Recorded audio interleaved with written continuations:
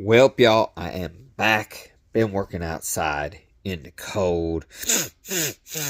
I don't know if you can hear that, but I heard it in me. It's a plugged nose. It doesn't want to breathe the way I want it to breathe. Right? But we had just left off where we were narrowing down the people that were going to go off to battle. So now here we are going into the next day, and guess what, y'all? We are down to 20,000, 22,000 men. No. So 22,000 men left. We're down to 10,000 men, and we're about to prepare for this battle, right? But the Lord said to Gideon, there are still too many men. Take them down to the water, and I will thin them out for you. There, if I say, this one shall go with you, he shall go. But if I say, this one shall not go with you, he shall not go. So Gideon took the men down to the water, and the Lord told him, separate those who lap the water with their tongue as a dog laps from those who kneel down to drink. 300 of them drank from cupped hands, lapping like dogs. All the rest got down on their knees to drink. The Lord said to Gideon, with the 300 men that lapped, all I will save you from and give Midianites into your hand. Let all the others go home. So 300. They had a movie about this, I think. So Gideon sent the rest of the Israelites home, but kept the 300, who took over the provisions and trumpets of the others. Now the camp of Midian lay low below him in the valley. During that night the Lord said to Gideon, get up, go down against the camp, because I am going to give it into your hands. If you are afraid to attack, go down to the camp. Go down to the camp with your servant Purah. Yep, and listen to what they are saying. He's going to go down and listen to them. Afterward, you will be encouraged to attack the camp. Going down for some encouragement. Can't beat that. So he and Purah, his servant, went down to the outposts of the camp. The Midianites and the Amalekites and all the other eastern peoples had settled in the valley, thick as locusts. Some years thick, some years not. We're going to call it thick. We're just going to go with it's thick. Their camels could no more be counted than the sand on the seashore. Gideon arrived just as a man was telling a friend his dream. I had a dream, he was saying. A round loaf of barley bread came tumbling into the Midianite camp. It struck the tent with such force that the tent overturned and collapsed.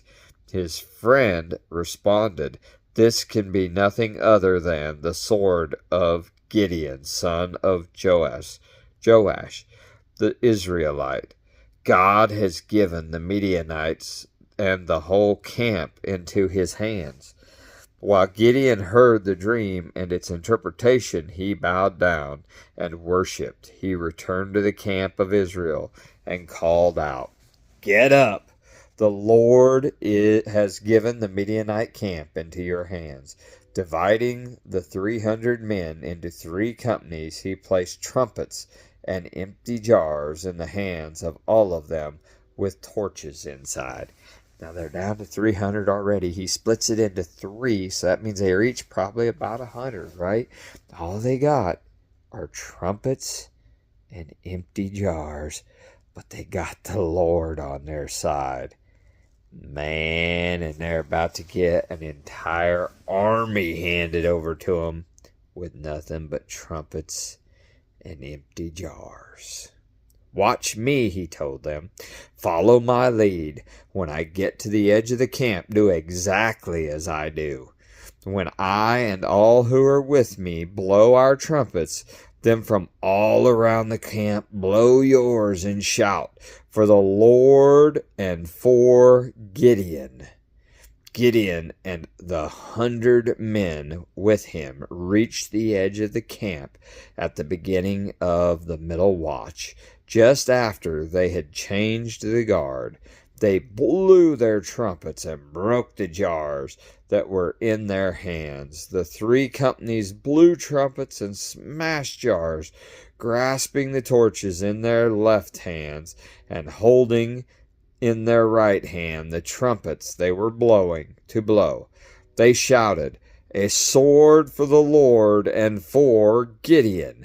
While each man held his position around the camp, all the Midianites ran, crying out as they fled. These Midianites weren't ready. They didn't know what to do at this point.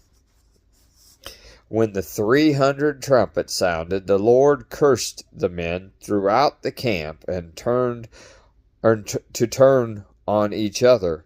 Or no, the Lord caused. He didn't curse. He caused the men throughout the camp to turn on each other with their swords. The army fled to Beth-shittah toward Zerah. That's as far as the border of Abel-meholah near Tabbath.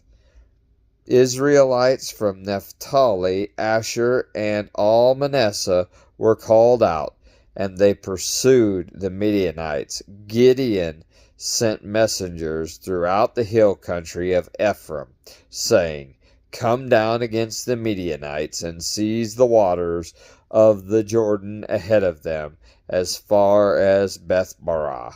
So all the men of Ephraim were called out, and they seized the waters of the Jordan as far as Beth-barah.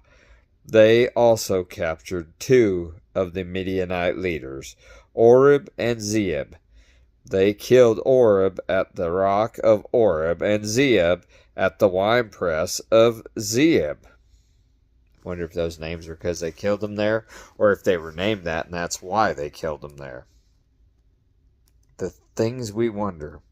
They also, they captured those people. They pursued the Midianites and brought the heads of Oreb and Zeeb to Gideon, who was by the Jordan. I don't want these people's heads. Why are you bringing me heads? Oh, goodness. It's kind of weird. Thus Midian was subdued before the Israelites and did not raise its head again. During Gideon's lifetime, the land had peace. 40 years. Ebb and flow, y'all.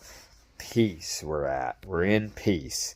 No sooner had Gideon died than the Israelites again prostituted themselves to the Baals. They set up Baal-berith as their god, and did not remember the Lord their God, who had rescued them from the hands of all their enemies on every side. Once again, the Israelites forgot their faithful holy God, and once again they suffered the consequences of their unbelief. Several Israelite leaders tried to keep enemies at bay with mixed results. No one had Gideon's daring or success, but God was still working, and he sent an angel to make an extraordinary announcement. Again, the Israelites did evil in the eyes of the Lord, so the Lord delivered them into the hands of the Philistines for 40 years. A certain man of Zorah named Manoah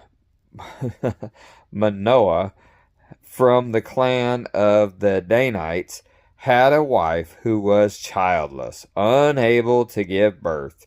The angel of the Lord appeared to her and said, "You are barren and childless, but you are going to become pregnant and give birth to a son.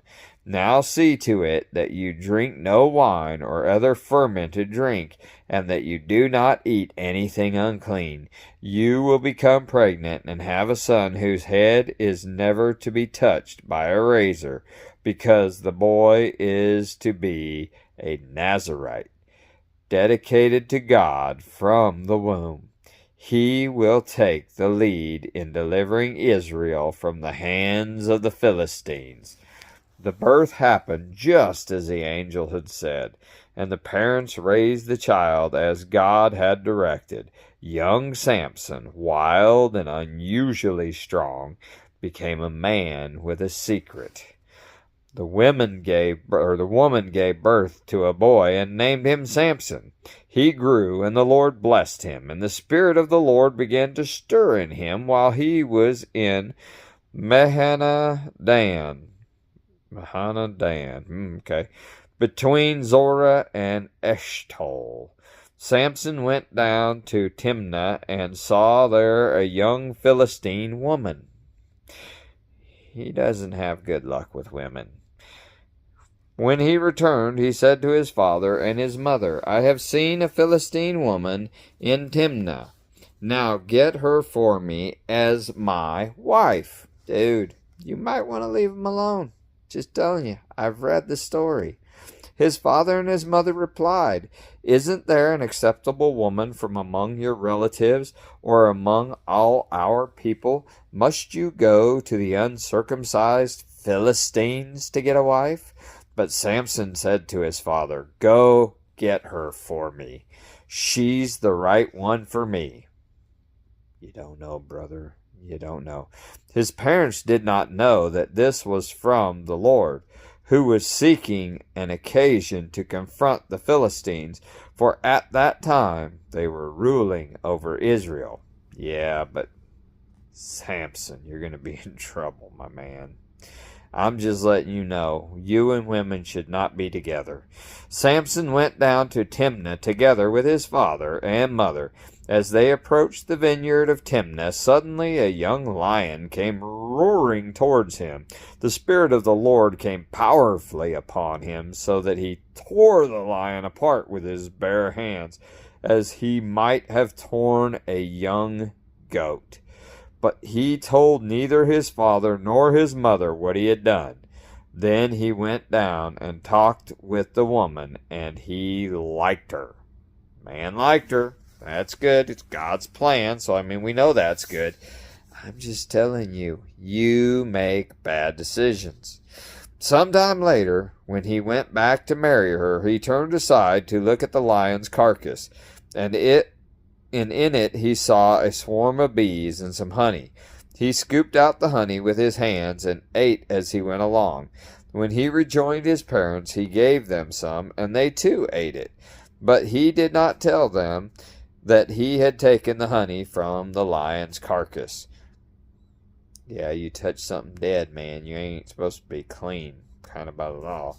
Now his father went down to see the woman, and there Samson held a feast, as was customary for a young man. When the people saw him, they chose 30 men to be his companions. Let me tell you a riddle, Samson said to them. If you can give me the answer within the 7 days of the feast, I will give you 30 linen garments and 30 sets of clothes. If you can't tell me the answer, you must give me 30 linen garments and 30 sets of clothes. Tell us your riddle, they said. Let's hear it, he replied. Out of the eater, something to eat.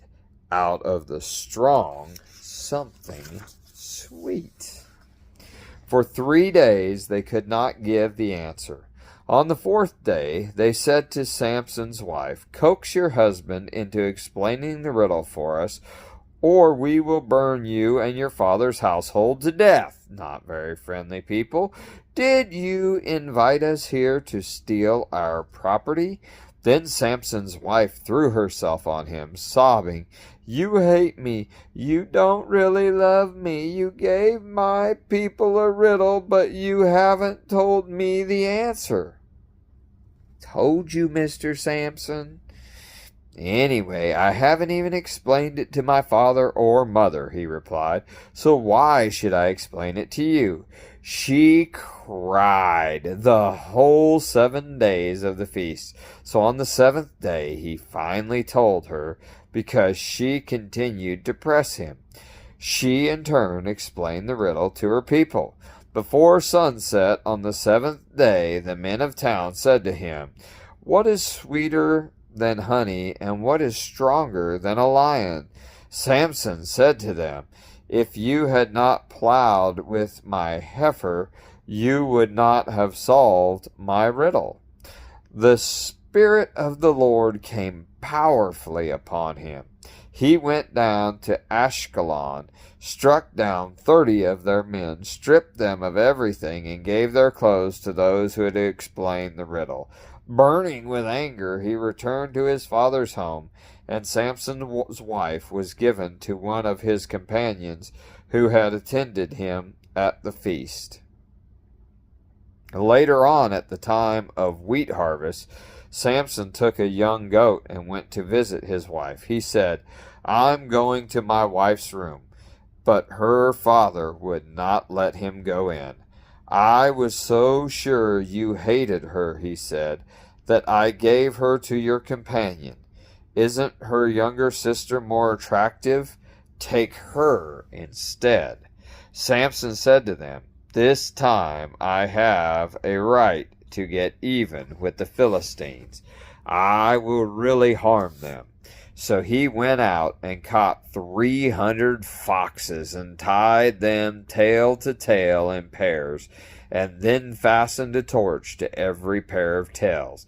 Lit the torch and let the foxes loose in the standing grain of the Philistines. He burned up the shocks and standing grain together with the vineyards and olive groves. When the Philistines asked who did this, they were told Samson, the Timonite son-in-law, because his wife was given to his companion. So the Philistines went up and burned her and her father to death. Samson said to them, Since you've acted like this, I swear that I won't stop until I get my revenge on you. He attacked them viciously and slaughtered many of them. Then he went down and stayed in the cave in the rock of Edom. The Philistines went up and camped in Judah, spreading out near Lehi. The people of Judah asked, Why have you come to fight us? We have come to take Samson prisoner. They answered, To do it to him is as he did to us. They answered, To do it to him as he did to us. Ooh. Then 3,000 men of Judah went down to the cave on the rock of Edom and said to Samson, Don't you realize that the Philistines are rulers over us? Why, what have you done to us? He answered, I merely did to them what they did to me. They said to him, We've come to tie you up and hand you over to the Philistines. Samson said, Swear to me that you won't kill me yourselves. Agreed, they answered. We will only tie you up and hand you over to them. We will not kill you. So they bound him with 2 ropes and led him up from the rock. As he approached Lehi, the Philistines came towards him, shouting. The Spirit of the Lord came powerfully over him. The ropes on his arms became like charred flax, and the bindings dropped from his hands. No more bindings on there. Finding a fresh jawbone of a donkey, he grabbed it and struck down 1,000 men.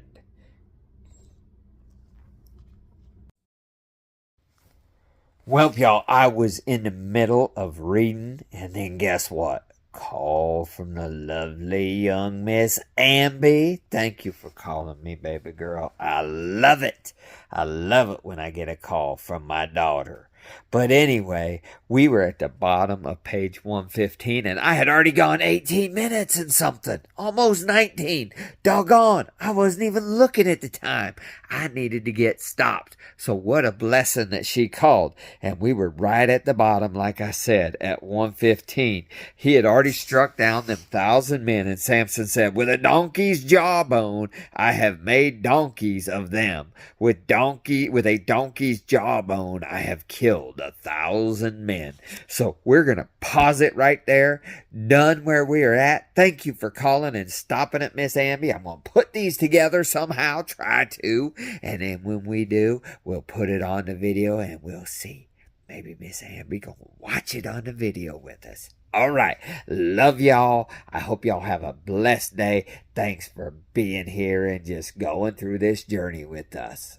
Hey, enjoy it. Love y'all. Bye.